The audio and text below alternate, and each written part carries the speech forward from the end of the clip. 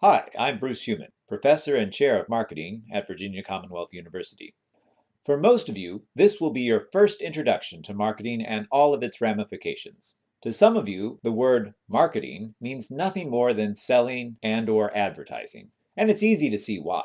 This is reinforced daily each time you see marketing jobs advertised that are really just sales positions. So we will first talk about what is marketing. Then this course will give examples of truly good marketing both now and throughout the last few decades. I like to provide a bit of a pop culture approach to teaching marketing because much of what we consider to be popular culture is really clever ways to promote products.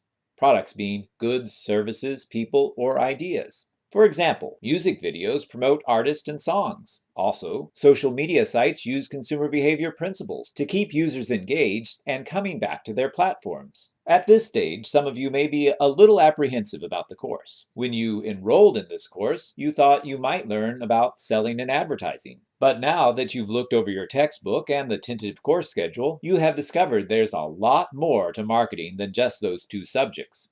To ease your mind and help you look forward to learning more about marketing, think about how much fun it'll be to be the center of the organization and to know more about customers than anybody in any of the other functional areas.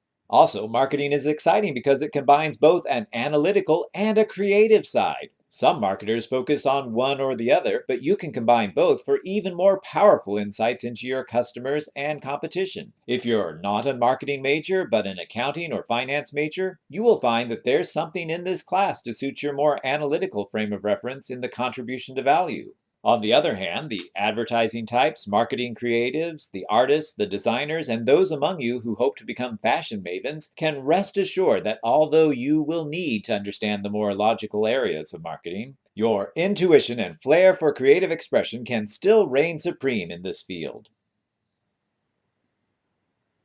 Marketers engage in marketing activities to help people satisfy their needs and desires. Question: do you think that marketers have the power to control our desires or create needs? Well, the answer is no. We are born with certain needs: the need for food, shelter, communication, status, security. What marketers do is create awareness of how these needs might be satisfied. Finding new ways to satisfy a need is a good way to be successful. For example, Federal Express created the overnight mail market by finding a new way to satisfy people's need for communication. Instead of using the mail for written communication and packages across long distances, consumers could now FedEx something and it would get there overnight rather than in a week. Email providers and social media platforms have also built their success on finding new ways to meet this need. When I was a kid and you ordered something, the standard delivery time was 6 to 8 weeks. Now it ranges from overnight to 2 weeks at the most. Part of this is because FedEx developed new ways to send packages, and competitors copied the basic idea to improve their service. Amazon has further shortened delivery times. I can now order something online that may be delivered the very same day. Over its history, marketing has seen different eras that emphasize different aspects of the marketing exchange. The different eras include production, selling, relationship, and social eras. In the first of these, the production era, the key was getting products into the hands of consumers. So marketing focused on production of new products and distribution of products.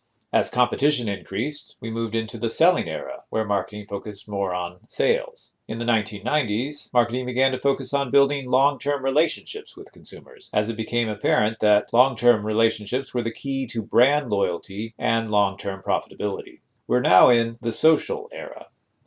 The social era emphasizes sharing, not telling. In the social era, the social object that unites most people isn't a product, it is a shared value or purpose. When consumers support Firefox, for instance, they are saying that they believe an open web browser that is available to the world is more important than a corporate-owned web browser. By supporting TEDx, a volunteer army of people are saying they believe that smart ideas get people to think more about their world, and that's a cause worth putting their energy into. In the social era, you can't just add a social media site to your existing marketing model. Instead, you try to create co-creative relationships with your consumers. A good example is Goodreads, which has created a group of passionate book enthusiasts who create content and share it on Goodreads' site.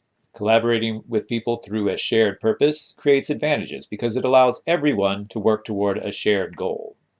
Second, marketers now have an increased understanding that the consumer is critical to effective and profitable marketing strategies. Marketing emphasizes tailoring the marketing mix to the customer's wants, needs, and preferences.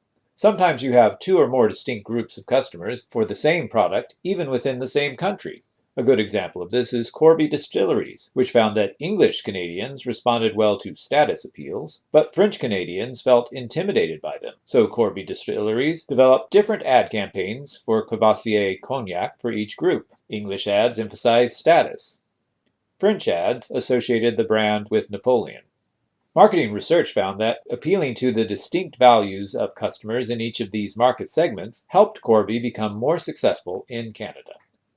Companies that are dedicated to understanding consumers and developing marketing solutions to better serve their physical or psychological wants or needs will be successful in the long run. Good knowledge of marketing can be a sustainable competitive advantage, but you have to keep learning about consumers and keep adapting because consumers and the marketing environment keep evolving. Some companies fail to properly research and respond to consumer wants and needs with disastrous results. Most new products are failures because of this.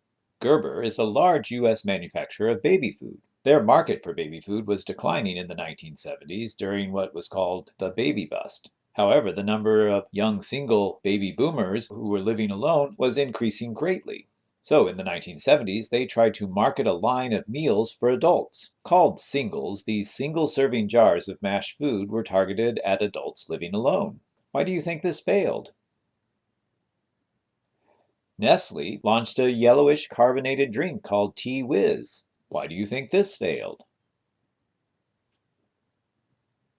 Miller tried to cash in on the clear products fad of the early 1990s with Miller Clear Beer. This failed. At the same time, Zima was very successful with basically the same product, a clear malt beverage. Why was this successful? Because it did not market Zima as a beer, but as something different when you get tired of beer but still want a drink. Ore-Ida came up with the idea of funky fries in 3 different flavors: cinnamon, chocolate, and blue. A director of New Product Works, a product marketing consultancy, said, "Kids already like plain French fries. Why try to make them more friendly to kids?" Also, part of the problem was that chocolate in French fries is so different that consumers could not categorize it. Is it a dessert? Is it a side? Do you serve them with hamburgers or ice cream? You can see part of the problem there.